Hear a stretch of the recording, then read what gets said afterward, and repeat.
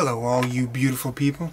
What we're going to do today is we've got this laptop and we like the way it's configured and we want to clone this information onto this hard drive and then install it into this computer. This computer has a 60 gig hard drive SSD and we want to make it 128. Got this off of eBay for about $35.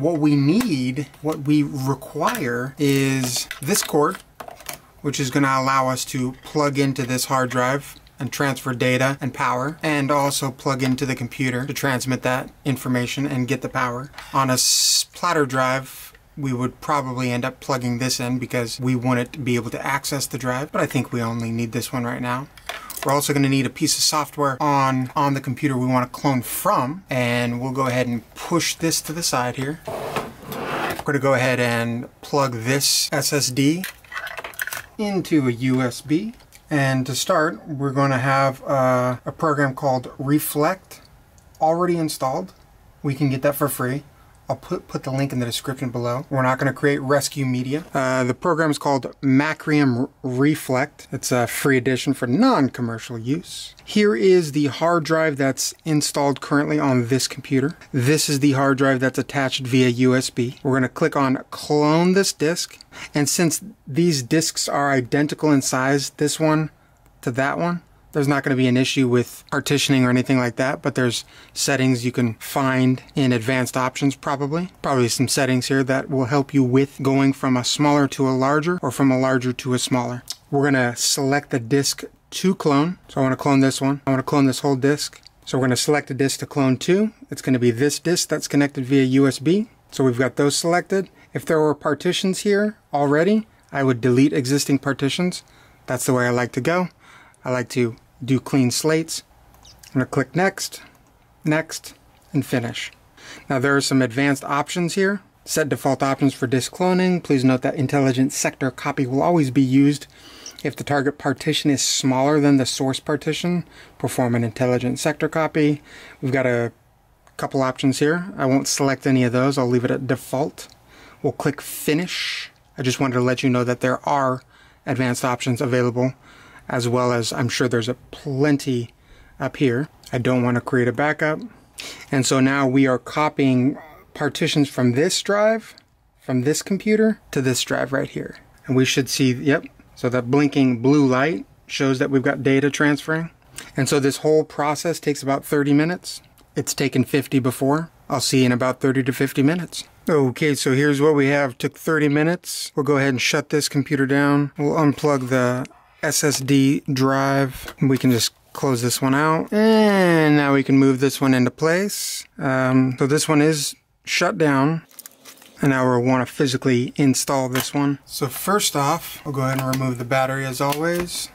It's not a terrible idea to hit the power button to release any flea power.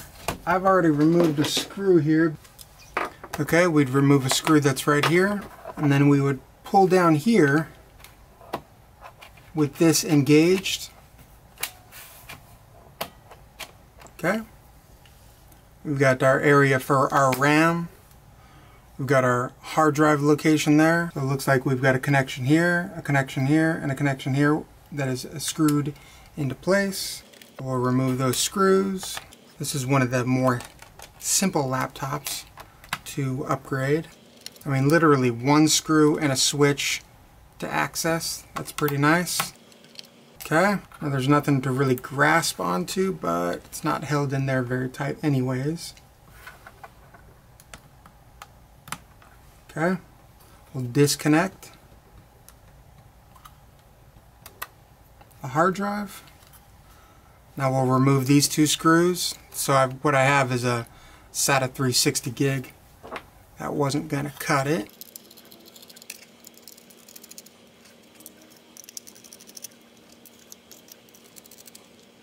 Now I'm holding it in such a way not to get confused about the orientation.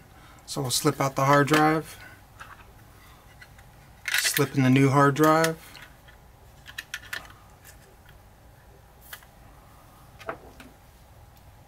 Now I like to put the screw on the screwdriver before screwing it back in.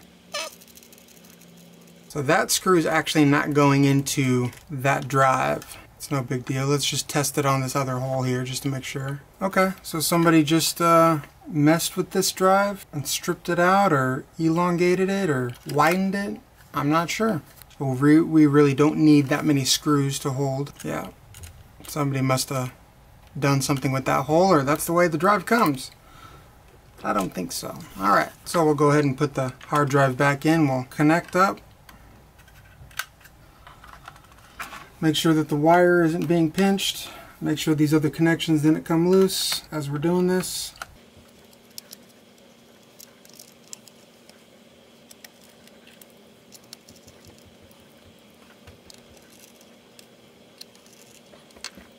And since we've got everything else installed, that clicked into place, we could put our screw here, put the battery in,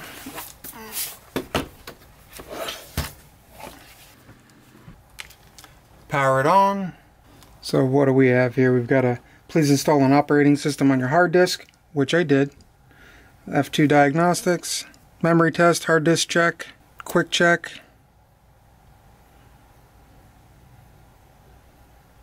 Apparently it's doing a check on a hard drive, so the hard drive's there.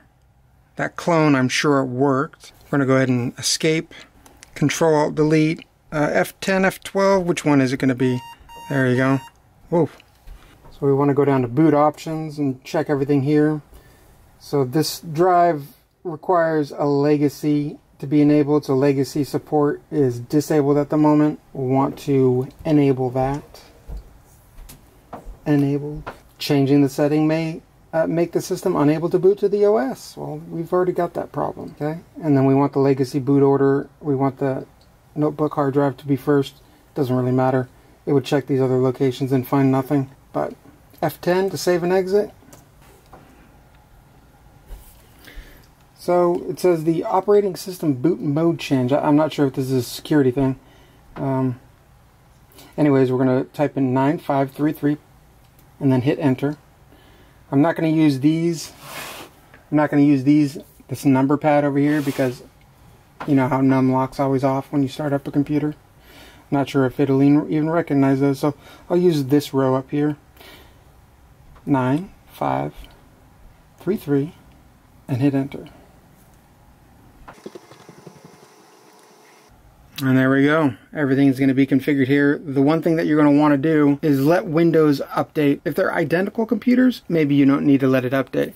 But if there's any difference in the computers, let Windows update the computer to provide all the newest drivers and newest components and just everything. It's just a better flow so you don't run into any issues. And that's it. Hope you enjoyed. Put a link in the description for some of these tools.